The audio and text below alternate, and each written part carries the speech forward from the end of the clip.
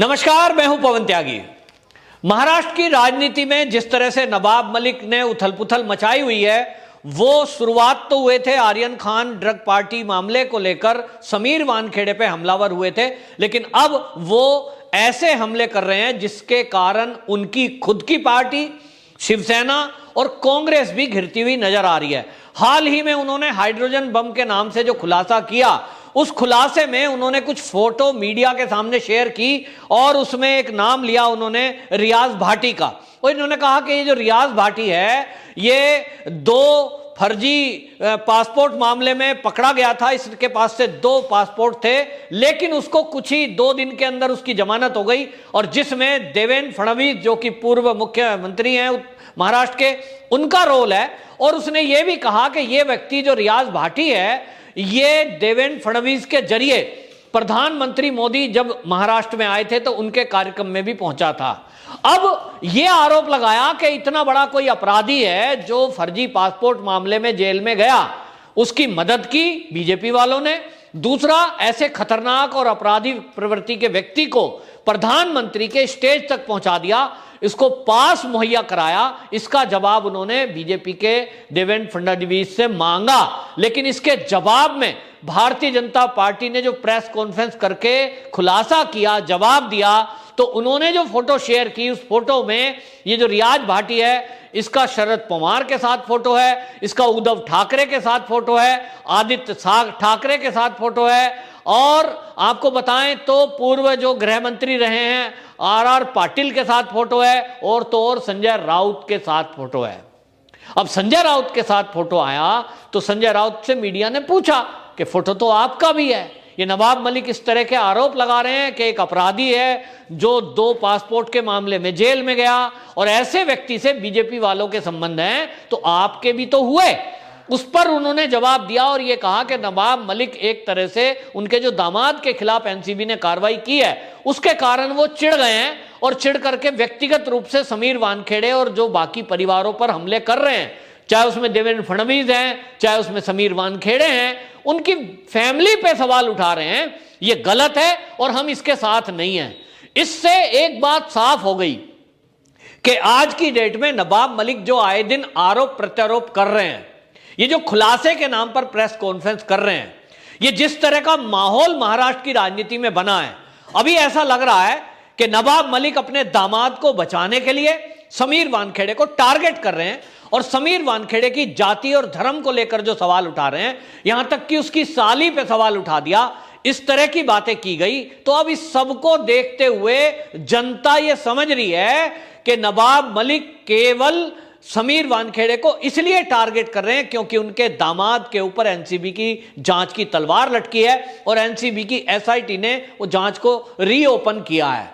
सब समझ रहे हैं, लेकिन इससे सबसे ज्यादा शाख अगर खराब हो रही है इस नवाब मलिक की बयानबाजी और मीडिया में आकर इस तरह का छिछेलेदार करने से, सबसे ज्यादा शाख खराब होकर महाराष्ट्र की राजनीति में किसी की हुई है, वो है एनसीपी, जिसके प्रमुख शरद पवार हैं। अब शरद पवार पर लोग सवाल उठा रहे हैं कि नवाब मलिक जैसा व्यक्ति जो आए दिन जो आरोप लगाता है वो फर्जी निकलते हैं। समीर वानखेड़े से उन्होंने आरोप शुरू किया, उन्होंने कहा रेड फर्जी है। वो रेड एनसीबी की स्पेशल कोर्ट में क्योंकि फैसला सुनाया गया, वहां से लोगों को जिनको गिरफ्तार एनसीबी ने किया था उनको जमानत रद्द हुई। वो जताता और बताता है कि न्यायपालिका मान रही है रेड ठीक है। दूसरा, हाई कोर्ट में केस गया, हाई कोर्ट में बाकायदा आर्यन खान के वकील की टिप्पणी थी कि एनसीबी की जांच सही तरीके से हुई, तारीफ की उन्होंने। अब कैसे कह सकते हैं नवाब मलिक रेड फर्जी है, इसलिए ये सुर्रा उनका चला नहीं। फिर वो कहते हैं कि जो नवाब ये समीर वानखेड़े है, इसकी नौकरी फर्जी है क्योंकि जाति प्रमाण पत्र फर्जी है। उसके प्रमाण पत्र दिखाए गए, एससी एसटी आयोग के सामने, सदस्य के सामने पेश हुए उसके परिवार वाले, उसके पिताजी, घर जाकर उन्होंने चेक किया तो वो सर्टिफिकेट असली पाए गए। ये भी उनका आरोप गलत सिद्ध हुआ। फिर उन्होंने कहा कि समीर वानखेड़े की जो है वो पिता हैं, वो उन्होंने इस्लाम धर्म स्वीकार कर लिया था शादी के पहले, क्योंकि उन्होंने एक मुस्लिम युवती से शादी की थी। तो समीर वानखेड़े जो है समीर खान वानखेड़े हैं, ना कि समीर वानखेड़े। और उन्होंने कहा समीर वानखेड़े क्योंकि मुस्लिम है इसलिए उसको नौकरी में आरक्षण मिलना ही नहीं है, और ये गलत तरीके से नौकरी पाई है। अब इस पर भी सफाई आ गई और समीर वानखेड़े के पिता ज्ञानदेव वानखेड़े ने बता दिया कि भाई ये जो ध्यानदेव वानखेड़े हैं उन्होंने अपने प्रमाण पत्र प्रस्तुत किए। उन्होंने कहा कि ये स्पेशल मैरिज एक्ट के तहत शादी हुई थी, धर्म परिवर्तन नहीं किया गया था, खाली शादी हुई तो उस समय वो नाम परिवर्तन हुआ था, केवल शादी के समय जो निकाह नामा लिखा जाता है। मैंने धर्म परिवर्तन नहीं किया, मैं हिंदू था, हिंदू हूं। वो जो मेरी पत्नी थी वो इस्लाम धर्म मानती थी, उसी धर्म में रही, मरते दम तक रही। आज भी उनकी मजार बनी हुई है कब्रिस्तान में, जहां कोई इस्लाम धर्म के मानने वाले यदि कोई मृत्यु को प्राप्त होते हैं उनका वहां कब्रिस्तान में दफनाया जाता है। और इसलिए आपको बताएं नवाब मलिक का जो लगाया गया आरोप था वो गलत सिद्ध हुआ, क्योंकि इससे सिद्ध होता है कि धर्म परिवर्तन समीर वानखेड़े के पिता ने नहीं किया था। उसके बाद उन्होंने पत्नी पर आरोप लगाया समीर वानखेड़े की, और पत्नी को यह कहा कि इसकी जो बहन है वो बहन का संबंध जो है वो एक ड्रग माफिया से था और उस ड्रग के केस में वो बंद हुई, समीर वानखेड़े ने उसको छूटने में मदद की और वो जमानत पर है। तो उसकी सच्चाई भी सामने आई और ये खुलासा हुआ कि वो जो केस था वो 2008 का था, जब समीर वानखेड़े की साली वो ड्रग के मामले में पकड़ी गई थी।